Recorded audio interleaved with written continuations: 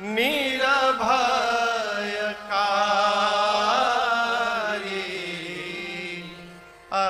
स्तुति करहि देव मुनि धारी। बक्सर में विश्वामित्र जी के साथ मेरे प्रभु श्री राघवेंद्र उपस्थित भय। यज्ञ की रक्षा के क्रम में भगवान ने मारीच को बिना फर के बाण से मारकर समुद्र के तट पर 100 योजन दूर भेजा है। सुबाहु को अग्नि बाण से जलाकर भस्म किया है और जितनी निशाचरी सेना थी लक्ष्मण जी ने एक ही बाण में सबको समाप्त कर दिया है।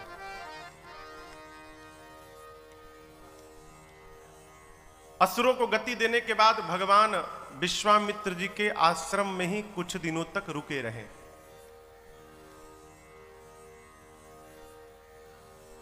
विश्वामित्र जी राम लक्ष्मण जी को लेकर आए थे यज्ञ की रक्षा कराने, ठीक ना?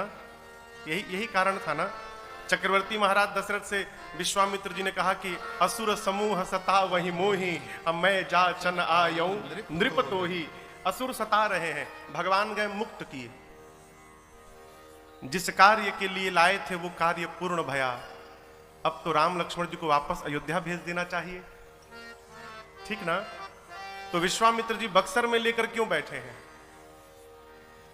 असुरों को मुक्त कराना ये तो एक बीच का निमित्त था केवल। मूल उद्देश्य है भगवान को किसी भी प्रकार अयोध्या से निकालकर मिथिला पहुंचा देना। क्यों?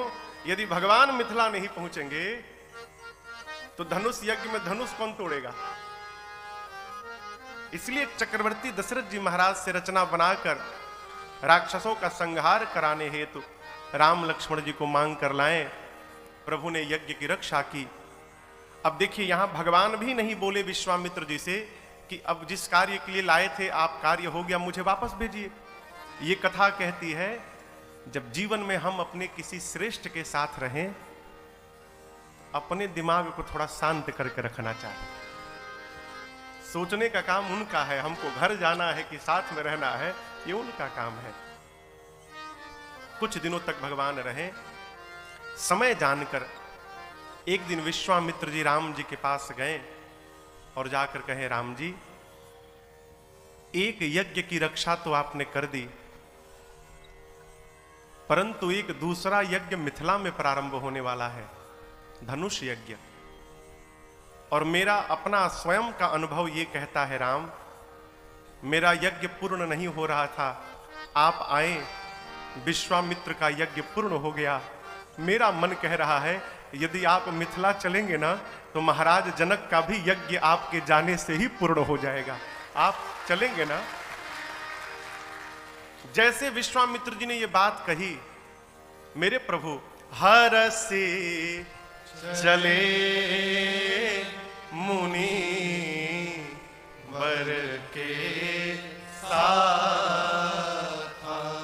यहां मेरे प्रभु से एक सीखने योग्य मैं बात आपसे निवेदन करूं। भगवान कोई भी कार्य रो कर नहीं करते, इसको जीवन में उतारने का स्वभाव बनाया जाए। मेरे प्रभु अयोध्या से चले तो हर्ष के साथ चले, हर्ष चले मुनि भय हरण, हर्ष चले। विश्वामित्र जी के साथ बक्सर से आगे चले, कैसे चले? हर्ष चले मुनि वर के साथ। आगे बढ़े, अहिल्या जी को गति दिए, गंगा जी के तट पर पहुंचे। अब गंगा जी के तट से आगे कैसे जाएंगे? हर्ष चले मुनि वृंद सहा। आप जहां पढ़िएगा यही पाइएगा, भगवान जब जब यात्रा प्रारंभ किए तो प्रसन्नता के साथ किए। क्यों?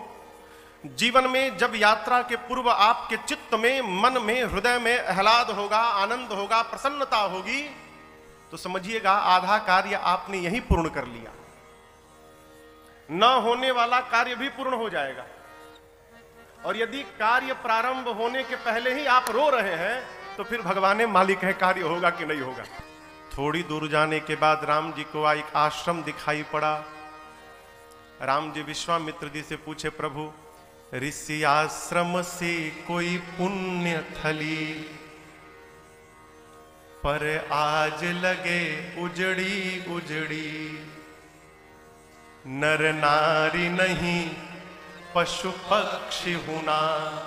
देखिए ना गुरुदेव, सुनसान दशा बिगड़ी बिगड़ी, तरु सूखे लता फल फूल बिना, गति जानन की उत्कंठा बढ़े। कहिए गुरुदेव कृपा करके, यह कैसी शिला मगमाही पड़ी है। राम जी कहते हैं गुरुदेव, ये स्थान देखकर ऐसा प्रतीत होता है मानो किसी ऋषि का आश्रम हो, परंतु प्रभु आज यहां ना कोई पुरुष है, ना कोई स्त्री है, ना कोई पशु है, ना कोई पक्षी है। आश्रम के अंदर जो वृक्ष है, वृक्ष भी सूखे हैं, न पत्ते हैं, न पुष्प है, न फल है। और गुरुजी, आश्रम के बीच में ये शिला कैसी रखी हुई है? विश्वामित्र जी ने कहा, राम, नित्य इस मार्ग से हजारों लोग जाते हैं आते हैं, लेकिन कोई भी उस शिला की ओर देखता तक नहीं है, आपने कैसे देख लिया? राम जी कहे, गुरुदेव, मैं अपने स्वभाव से बंधा हूं गुरुजी। क्या स्वभाव? प्रभु कहते हैं, गुरुदेव, जिसको कोई नहीं देखता है उसको मैं देख लिया करता हूं, इसी स्वभाव से मैंने देख लिया। ये शिला कौन है गुरुदेव? गुरुदेव भगवान ने पूरी कथा सुना डाली। कौन सी कथा सुना डाली? कहने वाले गुरु जी जाने और सुनने वाले मेरे राम जी जाने। मानस में नहीं लिखा, हमारे पूज्य महाराज श्री का निर्देश है, बेटा, जिन प्रसंगों में गोस्वामी जी ने ताला बंद कर दिया है, उन प्रसंगों को खोलकर समाज के सामने रखना यह धर्म के विरुद्ध व्यवहार होता है। चर्चा नहीं करते। सीधी सीधी बात कहें, आप में से ऐसा कोई भी यहां नहीं होगा जिसको यह नहीं पता होगा कि अहिल्या मैया से क्या अपराध भया। आप लोग जानते हैं ना? क्या गोस्वामी तुलसीदास जी नहीं जानते थे? लेकिन उसके बाद भी बाबा ने नहीं लिखा। क्यों? जिस वार्ता से किसी के चरित्र के दाग दिखाई पड़ने लगे, उस बात को कहने से अच्छा है वहां मौन धारण कर लिया जाए। सब बात हम कहें जरूरी नहीं है। गुरुदेव ने केवल इतना कहा, राम, ये गौतम नारी श्राप बस, उपल दे धरि धीर, चरण कमल रज चाहती, कृपा करहु रघुवीर। राम, ये गौतम ऋषि की अर्धांगिनी अहल्या है। इनके पति ने इनको श्राप देकर शिला का बना दिया है। और आप जानते हैं राम, आपके चरण में जो रज लगा है, उसी चरण रज से इनका उद्धार होने वाला है। आपके चरण रज की प्रतीक्षा में वर्षों से यहां बैठी हैं राम। आप राम इन पर कृपा करिए। और एक बात समझिएगा, जब कोई संत भगवान को कृपा करने के लिए कह देते हैं, तो भगवान फिर ये नहीं देखते हैं कि वो कृपा करने लायक है कि नहीं है। संत ने कह दिया तो भगवान फिर सोचना समाप्त कर देते हैं और तुरंत जाके कृपा कर देते हैं। इसलिए मेरे प्रभु के श्रीमुख वचन है, सबसे पहली भक्ति क्या है? संत का संग कर लो, संत के शरण में रहिए। क्यों? संत जब कभी भी अनंत के सामने बैठेगा, और जिस दिन उस संत ने ये कह दिया कि प्रभु आपका एक और बालक है, तनिक उस पर भी कृपा बना के रखिएगा, तो भगवान किसी संत की बात को दुरा नहीं सकते हो और आप पर भगवान की कृपा बरस जाएगी। विश्वामित्र जी ने कहा, क्या? कृपा करहु रघुवीर। जैसे गुरुदेव ने कहा, मेरे प्रभु तुरंत जाकर अपने चरण रज का स्पर्श करा दिया। और आपको बताऊं, जैसे चरण रज पड़ा हो, मां अहल्या चैतन्य अवस्था में आ गई। बाबा कहते हैं, परसत पद पावन शोकन सावन प्रगट भई तप पुंज सही देखत रघुनायक जन सुखदायक सन्मुख होई कर जोरी रही अति प्रेम अधीरा पुलक शरीरा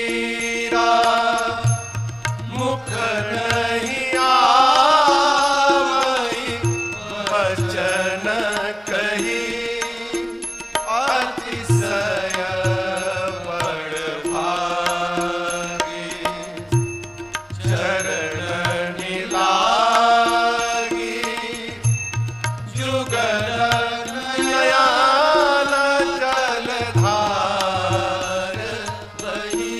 जैसे प्रभु ने चरण रज का स्पर्श कराया, अहिल्या मैया खड़ी हो गई। ये पता था कि भगवान के चरणों से ही मेरी मुक्ति होगी। सामने राम जी खड़े हैं, अहिल्या जी चैतन्य अवस्था में आई, भगवान को देखी, इतने विभोर में आ गई हो, शब्द समाप्त हो गए मुख में। और याद रखिएगा, जब ये काम करना बंद कर देता है ना, तब ये बोलना प्रारंभ करता है। झरझर नेत्र से अश्रु निकलने लगे, शरीर के एक एक रोम पुलकित हो गए। मां व्याकुल होके भगवान के चरणों में लौट गई अहिल्या जी। राम जी ने उठाया, अहिल्या जी ने कहा, प्रभु दुनिया वाले कहते हैं कि मेरे पति ने मुझे श्राप दिया। राम जी बोले, हाँ गुरु जी भी बता रहे थे। अहिल्या जी ने कहा, प्रभु ये सत्य नहीं है बिल्कुल, मेरे पति ने मुझे श्राप नहीं दिया नाथ, आज जाकर पता चला है मेरे पति ने मेरा उद्धार करा दिया है। क्यों? यदि अहिल्या को श्राप न दिए होते तो आज अहिल्या को राम का दर्शन भी प्राप्त नहीं हुआ रहता। प्रभु मुनि श्राप जो दीन्हा अति भाल कीन्हा परम अनुग्रह मैं माना देखे ओ हरि लोचन हरि भवोचन इहरि लाभ शंकर जाना। अहिल्या जी कहती है, प्रभु मैं मति से मंद हूं, भोरी हूं नाथ, मुझे मांगने का ढंग नहीं आता, लेकिन आज मांगूंगी। प्रभु मैंने सुना है कि भंवरा दिन रात कमल के पुष्प के चारों तरफ मंडराता है। क्यों? उसके भीतर जो पराग है वो पराग लेने के लिए। लोग कहते हैं कि आपका पांव ही कमल का पुष्प है। यदि आपके चरण कमल के पुष्प है प्रभु, तो आज के बाद आप अहिल्या के मन को भंवरा बना दीजिए। मैं चाहती हूं मेरा मन आपके चरणों को छोड़कर संसार में कहीं न जाए प्रभु। ये वही चरण है नाथ जिनसे गंगा निकली है। आपके चरणों से गंगा निकली, इसलिए शंकर ने उस गंगा को अपने सिर पे धारण कर लिया। ये वही चरण है जिनका सबसे पहली बार पूजन ब्रह्मा जी ने अपने हाथों से किया। आज मेरे से अधिक भाग्यशाली कौन है प्रभु? आपने उन्हीं चरणों को अहिल्या के ऊपर रख दिया प्रभु। मेरा मन आपके चरणों को छोड़कर कहीं न जाए, इसके अलावा कुछ नहीं चाहिए। जो वरदान मांगा प्रभु ने अहिल्या जी को प्रदान किया। बाबा कहते हैं, मां एहि भांति सिधारी गौतम नारी बार बार हरि चरण परी जोवती मन भावा सो वर पावा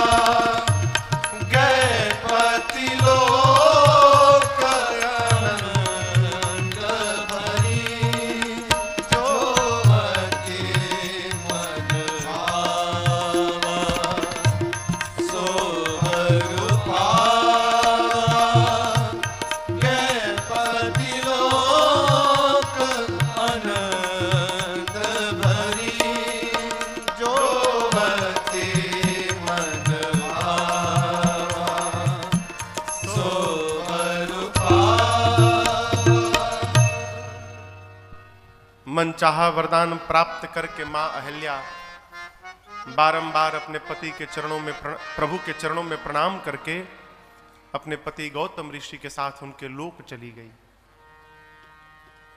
यहां पर पूज्यपाद गोस्वामी तुलसीदास जी महाराज ने एक सिद्धांत प्रतिपादित किया। बाबा कहते हैं, कौन है संसार में? अस प्रभु दीन बंधु हरि, कारण रहित दयाल, तुलसीदास सठ तेहि भजो, छाड़ी कपट जंजाल। बाबा कहते हैं, संसार में आप नजर उठाकर ढूंढिए, कोई ऐसा मिलेगा आपको जो बिना किसी मतलब के आपको प्रेम करे। बात बहुत कड़वी है। बिना मतलब से कोई प्रेम करने वाला नहीं है।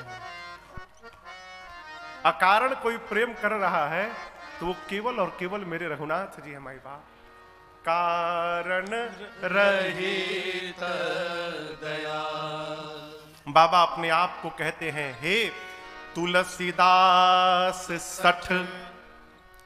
बाबा कहते हैं, हे सठ तुलसी, जो भगवान बिना कारण के प्रेम करते हैं, तेहि भजू।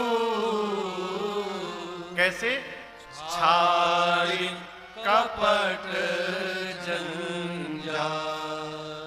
कपट का, जंजाल का त्याग करके भगवान का भजन करिए। तो महाराज भजन करेंगे तो काम कौन करेगा? नौकरी कौन करेगा? व्यापार कौन करेगा? हा? जानते भजन क्या है? भगवान के नाम की याद आती रहे, यही सबसे बड़ा भजन है। याद आती रहे, किसी भी प्रकार भगवान याद आवे हमको। क्यों? जब भगवान के नाम देख, कलिकाल में भगवान के नाम को छोड़कर दूसरा कोई सहारा नहीं है। बार बार मानस में यही बताया गया, एहि कलिकाल न साधन दूजा, जोग यज्ञ जप तप व्रत पूजा।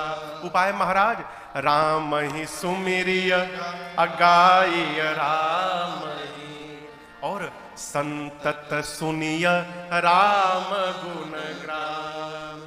भगवान के नाम का स्मरण करिए। कहां करे? चलते बैठते सोते खाते पीते। क्या होगा महाराज? कितना हो गया? क्या क्या हो गया? अरे हो गए भव से पार, लेकर नाम तेरा। हो गए भव से पार, लेकर नाम तेरा। हो गए भव से पार, लेकर नाम तेरा। हो गए भव से पार, लेकर नाम तेरा। हो गए भव से पार, लेकर नाम तेरा।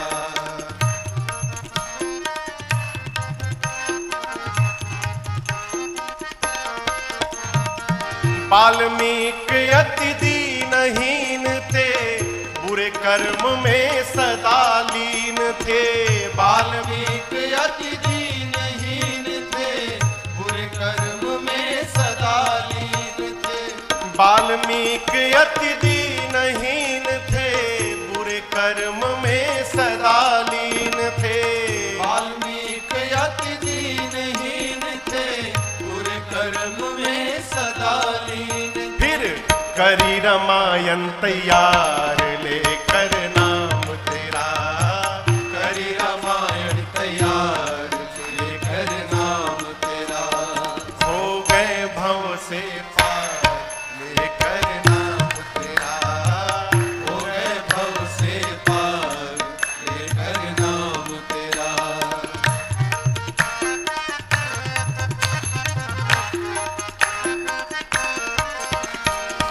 थे नल नील जाति के बानर, राम नाम लिख दिए शिला पर, थे नल नील जाति के वानर, राम नाम लिख दिए शिला पर।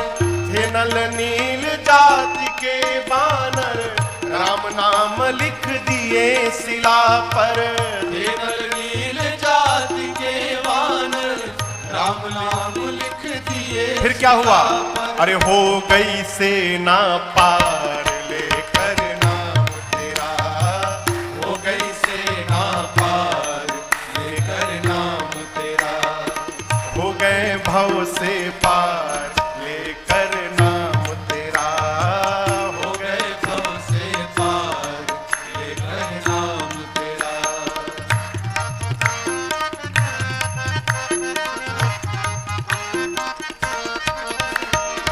भरी सभा में द्रुपद दुलारी, कृष्ण द्वारिका नाथ पुकारी। भरी सभा में द्रुपद दुलारी, कृष्ण द्वारिका नाथ पुकारी। हाँ, भरी सभा में द्रुपद दुलारी, कृष्ण द्वारिका नाथ पुकारी। भरी सभा में द्रुपद दुलारी, कृष्ण द्वारिका नाथ पुकारी। फिर बढ़ गया चीर अपार लेकर नाम तेरा, बढ़ गया चीर अपार लेकर नाम तेरा, हो गए भव से पार लेकर नाम तेरा, हो गए भव से पार लेकर नाम तेरा।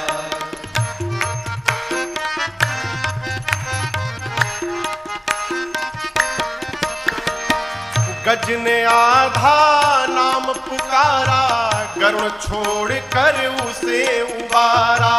गज ने आधा नाम पुकारा, गरुड़ छोड़ कर उसे उबारा। गज ने आधा नाम पुकारा, गरुण छोड़ कर उसे उबारा।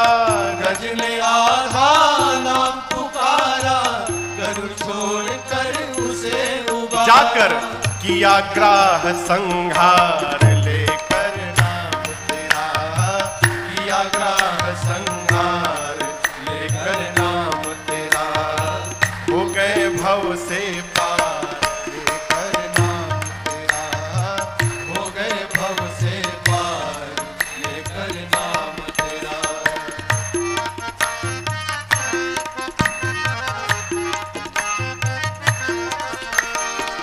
मीरा गिरधर नाम पुकारी, विष अमृत कर दिए मुरारी।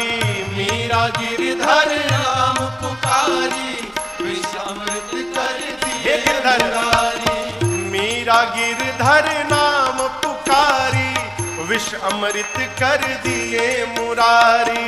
मीरा गिरधर नाम पुकारी, विष अमृत कर दिए मुरारी।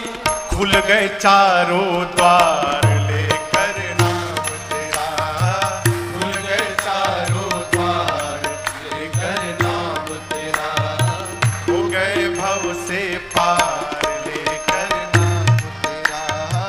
हो गए भव से पार लेकर नाम तेरा।